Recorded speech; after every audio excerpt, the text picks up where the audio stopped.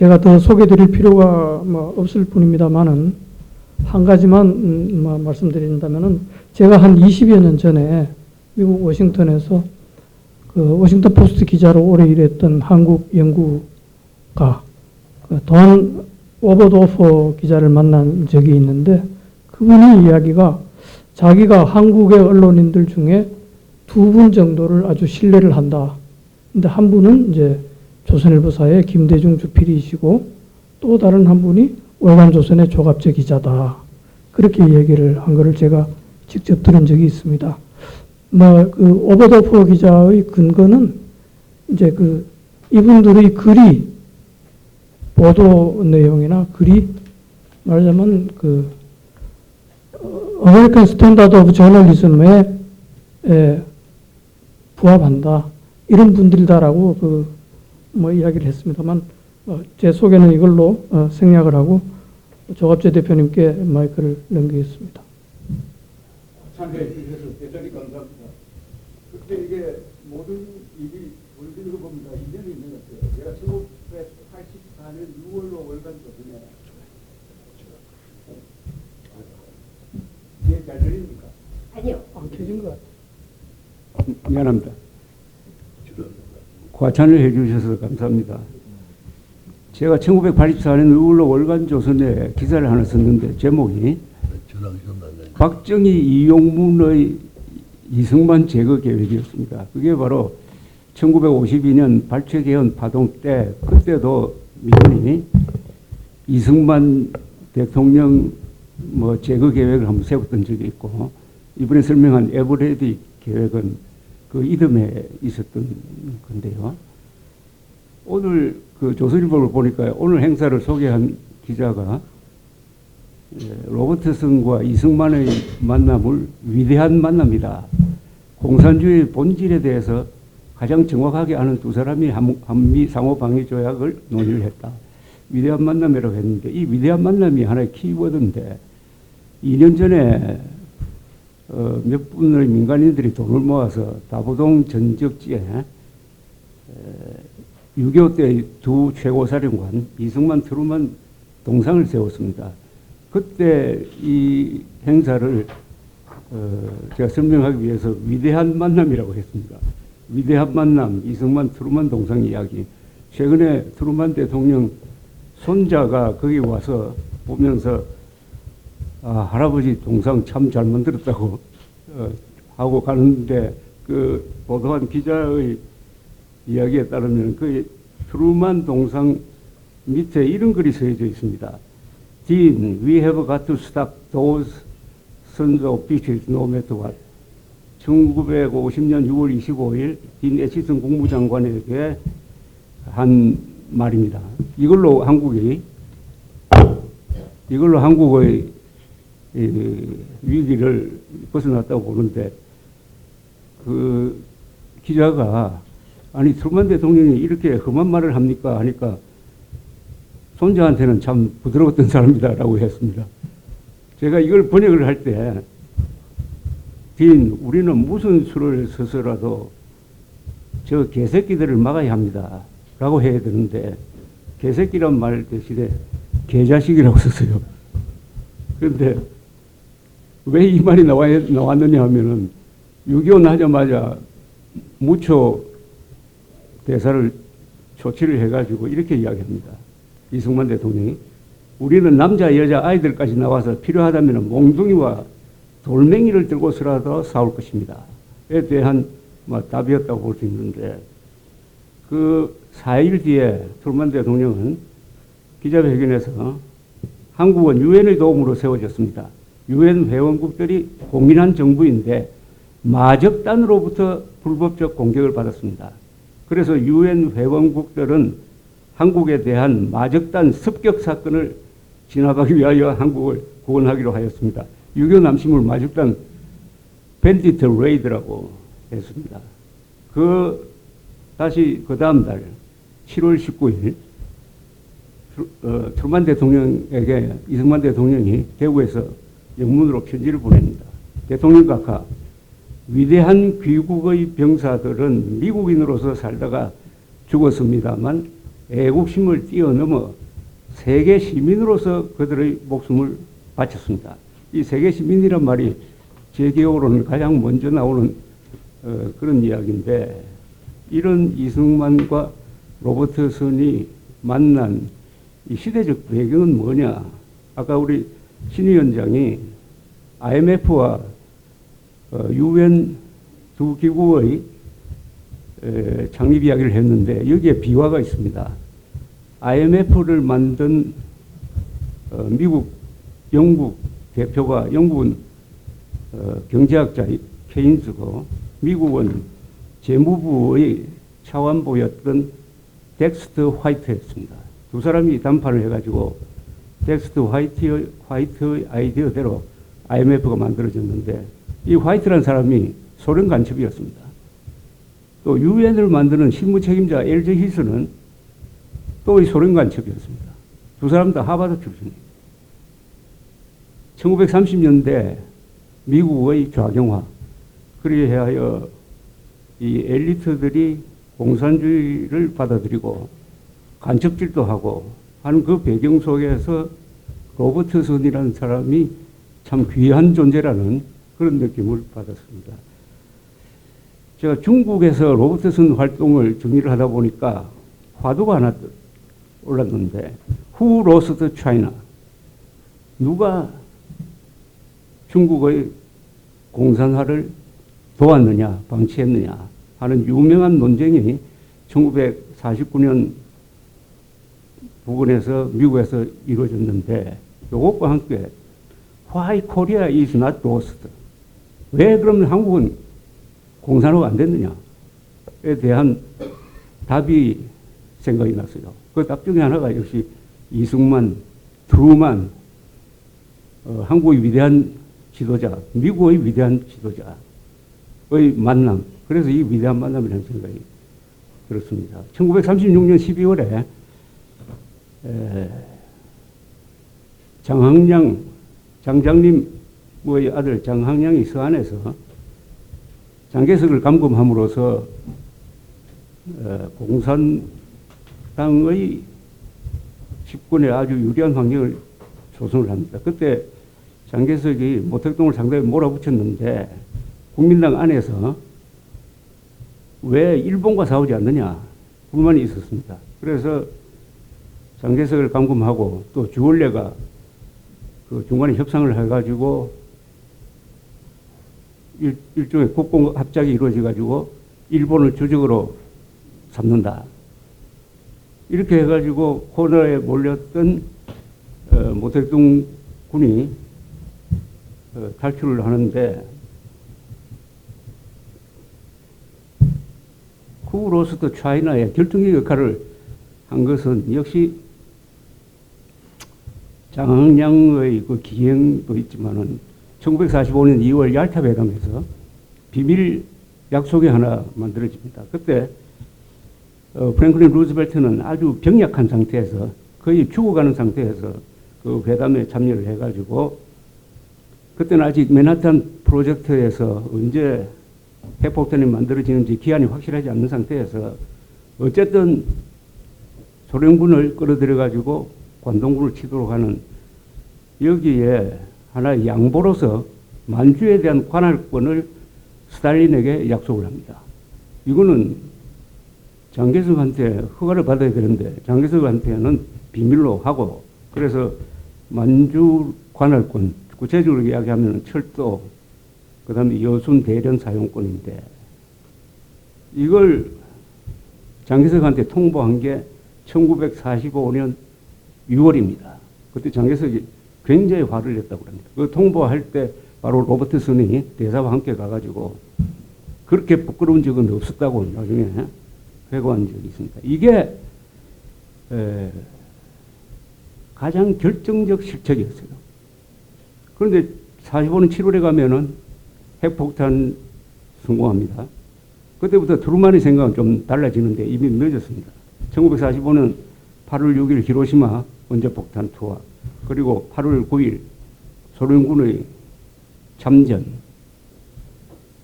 그리고 같은 날 나가사키 제2차 원폭 투하, 그리고 15일 항복으로 해가지고 결국 만주가 소련으로 넘어갔습니다. 1945년 12월 육군 참모총장을 그만둔 지 얼마 안 되는 마샬한테 트루만 대통령이 중국으로 가서 모택동 군대와 장개석은 사실은 정부죠. 모택동은 그 반란군이고 우리 국공내전 뭐야 이런 용어가 조금 문제인데 사실은 중화민국이라는 국가가 있고 그 대표가 국가원수가 장개석인데 동급으로 취급하게 되었습니다. 그래서 화해를 붙여가지고 일종의 좌우 합작 정부를 만들어 달라는 지시를 받고 1945년 12월 중국에 옵니다. 그 미리 거기서 한 1년쯤 근무를 했던 로버트슨 대리 대사를 만나서 좀 도와달라고 해서 두 사람이 협상을 붙이는데 1946년 1월에 모택동 장개석 사이에 정전협정이 이루어지고 그 다음에 정치 협상을 해가지고 진짜 연립정부를 만들겠다 하는 그런 협상을 시작하는데 이게 다 속임수예요. 로버트슨은 이미 1년쯤 와 있었기 때문에 이 두 사람 사이의 협상은 절대 안 된다. 서로가 서로를 죽이려고 하는 일종의 모탈 에너미 관계인데 안 된다.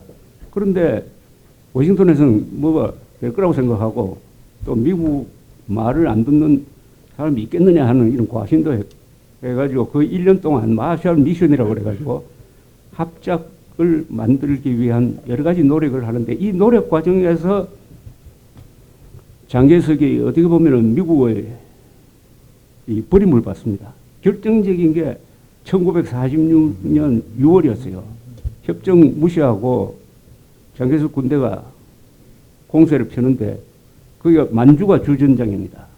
거의 하르빈을 포위해가지고 그때 인표가 유격전으로 전환해야 되는 것 아니냐 하고 생각할 때 마샬이 장개석에게 압박을 해가지고 공세를 중단시키라고 합니다. 중단시키지 않으면 원조 안 하겠다. 그래서 울며계자 묻기로 장개석이 공격을 중단시킵니다. 여기서 그 3년 뒤의 중국의 공산화가 정해졌다고 볼 수가 있습니다. 왜 만주가 결정적인 역할을 했느냐 하면은 만주를 점령한 소련군은 관동군이 가지고 있던 무기를 인수를 했습니다. 어마어마한 무기고 그리고 북한 지역의 그 무기 공장 있었던 무기까지 다 합쳐가지고 이걸 모택동 군대에 넘겨줬습니다.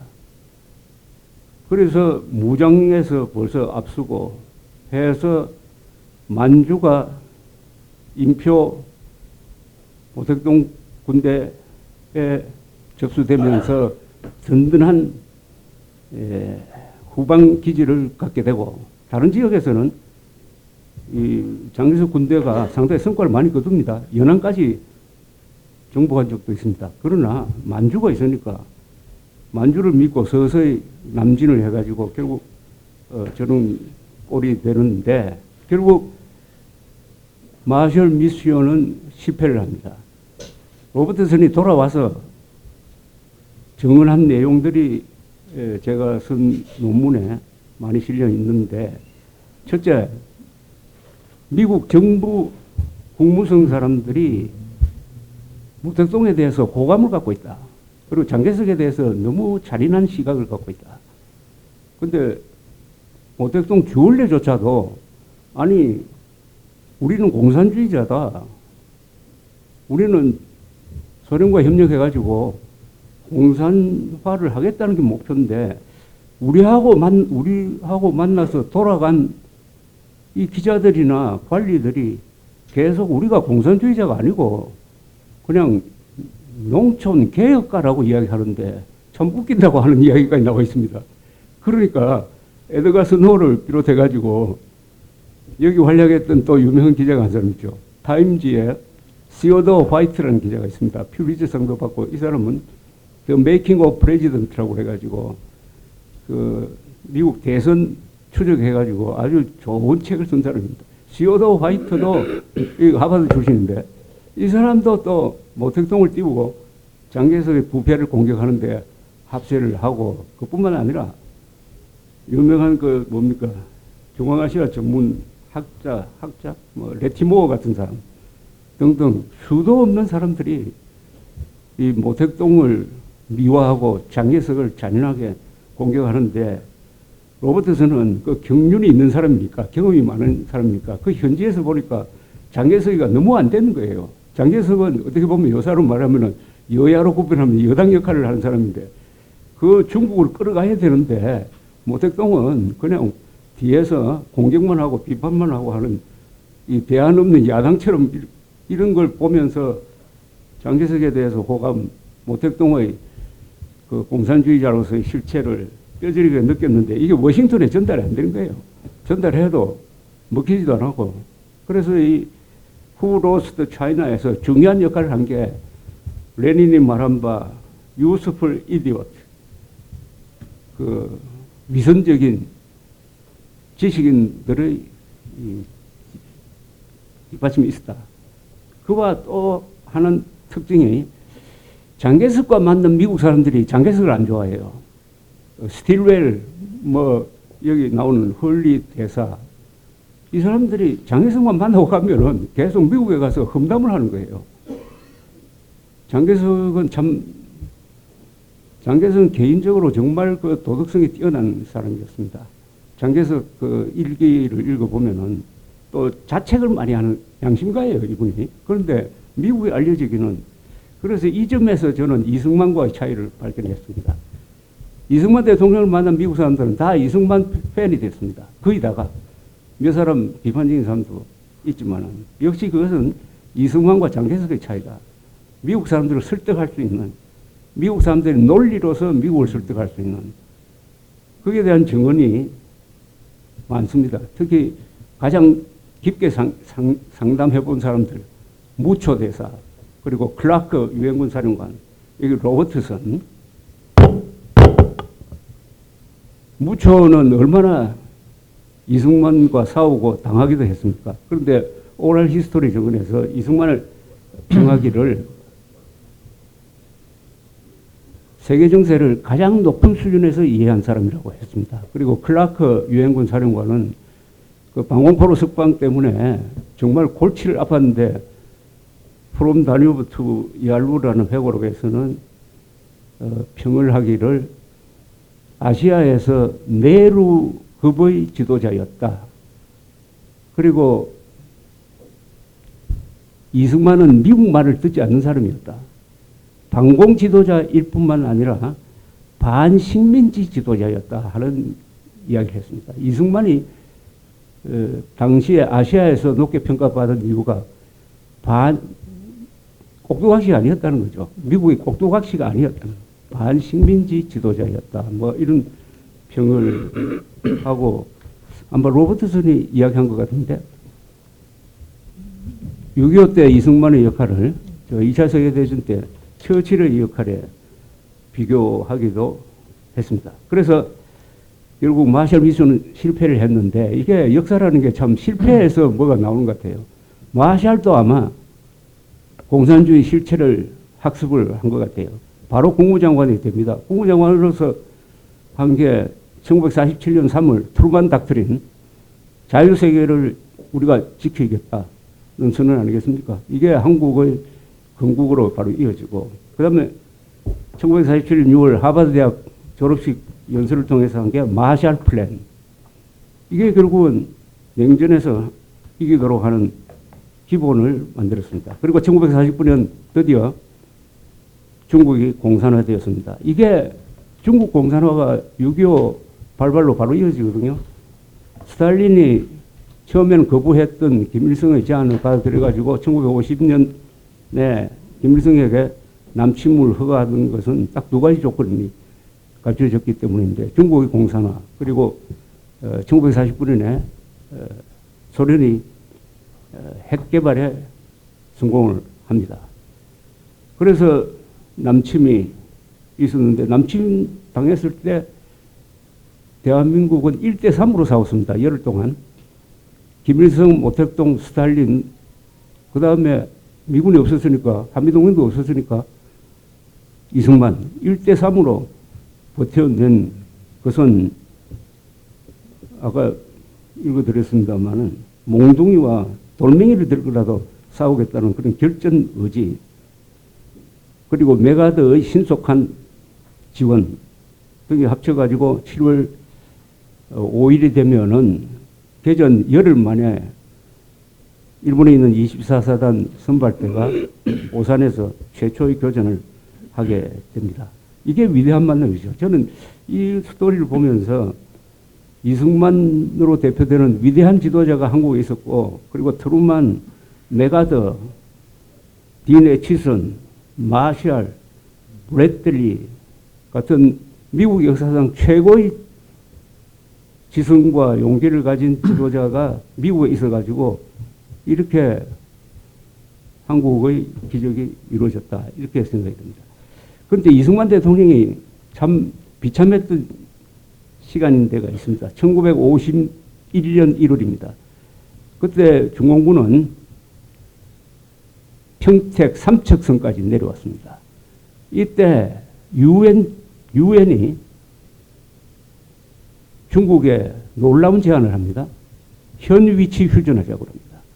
이걸 영연방국가들이 주도를 합니다. 미국은 반대해요. 근데 이걸 계속 반대하다가는 이 자유진영이 통합이 안 된다 해서 울며 겨자 묻기로 거기에 미국도 동의를 합니다. 이거 받으면은, 이게 중국이 받으면 큰일 나는 거예요. 끝나는 거예요. 현 위치 휴전인데 서울까지 다 먹는 건데. 근데 딘 애치슨이 트루먼을 설득을 합니다. 안 받을 것이다. 그래서 제안을 하고 답변이 오기까지 한 4, 5일 걸리는데, 그때 딘 애치슨 회고록을 보면은 살인적인 나날들을 보냈다고 했습니다. 받을까봐. 드디어 모택동이 안 받았어요. 우리는 다른 아주 어려운 조건 제시하면서 결국은 부산까지 내려가겠다는 거죠. 결정적 실수를 했습니다. 지금 중국 사람들이 후회하는 게 그때 받았어야지 하는 이건데, 그때 아무도 이승만과 논의를 하지 않았습니다. 우리의 운명을 결정하는데 한마디도 누구도 미국 측에서 이승만의 뜻을 한번 물어보라는 말도 없었어요. 완전히 손님이 됐습니다.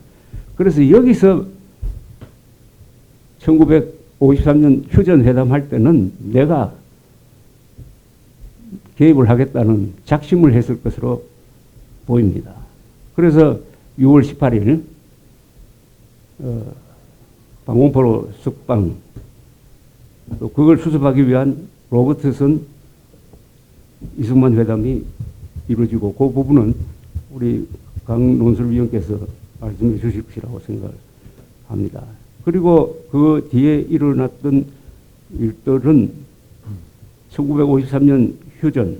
근데 1953년 휴전 협정 서명할 때 거기에 클라크는 서명을 했는데 그 자리에 김일성도 오지 않았고 팽덕회도 오지 않았습니다. 김일성이 왜 오지 않았느냐 하는 게 나중에 문서로 새롭게 밝혀진 게, 소련 공산당이 김일성 보고 판문점에 가지 마라고 그럽니다. 이승만은 뭘 할지 모르는 사람이다. 그러니까 위험하다는 거예요. 그래서 그때부터 이미 소련 중국 사회에는 이승만을 굉장히 두려워합니다. 이승만은 뭘 할지 모르는 사람이다. 이게 이승만이 가지고 있었던 최고의 전략이라는 겁니다. 그해 12월이죠. 뭐. 닉슨 대통령이 아이젠하워의 친서를 가지고 이승만 대통령 만나러 옵니다. 굉장히 불안한 거예요. 계속 또 북진 한다니까요. 정말 또 전쟁을 다시 일으키는 거 아니냐. 그래서 설득을 하러 와가지고 이승만과 이틀 동안 만나는데, 그때 이승만이 닉슨한테 이야기를 해요. 내가 미국의 꼭두각시라고 하면은 미국은 이승만이라는 한국이라는 가장 좋은 카드 하나를 놓치는 건다. 이승만은 뭘 할지 모르는 사람이라는 unpredictability를 보여야 미국에도 도움이 된다라고 이야기를 합니다. 트루만 닉슨 회고록에서 그 장면을 자세하게 썼어요. 그래서 닉슨이 이렇게 논평을 했습니다. wise old man이라고 그랬어요. 그 뒤에 공산당과 여러 번 접촉을 하면서 이 old wise man의 이 충고를 여러 번 생각했다. 그래서 이게 madman's theory라고 그러죠. 미치광이 전술. 닉슨이 그런 전술을 구사를 했다는 겁니다. 월남전 때. 그리고 그 전술을 이어받은 사람이 트럼프로 알려져 있는데 요사이는 원조는 이승만으로 보입니다. 휴전 그리고 결국 이 6.25는 점점 역사적 평가가 높아져 가지고 20세기 3대 전쟁으로 꼽히고 있습니다. 1차 세계대전은 제국주의를 엎었고 2차 세계대전은 군국주의 나치를 엎었는데 한국전은 냉전에서 자유세계가 승리하는 출발점이었다. 그 바탕이 거기서 이루어졌다. 첫째, 대만을 살렸다. 6.25가 안 났으면 대만이 중국으로 가는 걸 미국은 방치하겠다는 생각이 많았습니다. 그 다음에 일본의 경제보험, 서독의 재무장, 나토의 군사동맹체로서의 강화, 그리고 무엇보다도 미국이 3년 동안 군사비를 4배를 늘려가지고 본격적인 대소 군비 경쟁을 하는 과정에서 소련의 경제가 무너지고 고르바초프가 등장하고 여기 마지막에 어떻게 보면은 굉장히 중요한 역할을 한 게 서울올림픽이죠.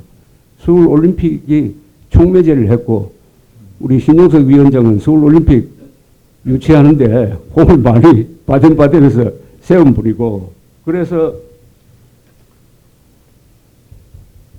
어떻게 보면 서울올림픽을 통해서 우리는 피를 흘리지 않고 아주 달콤한 복수를 한 것 아니냐 하는 그런 생각이 듭니다. Who lost China? Why Korea is not lost? 위대한 만남 덕분에 오늘의 번영이 있는데 지금 이런 상황에서 북한이 2개 국가 노선을 취한다 해가지고 한국에서 그게 영합을 해가지고 흡수 통일 안 하겠다라고 이야기를 하면은 이건 정말 배은망덕도 이런 배은망덕이 없고 한다는 그런 생각까지 들고 나머지는 혹시 나중에 질문해 주시면은 추가로 설명드리겠습니다. 경청해 주셔서 대단히 감사합니다.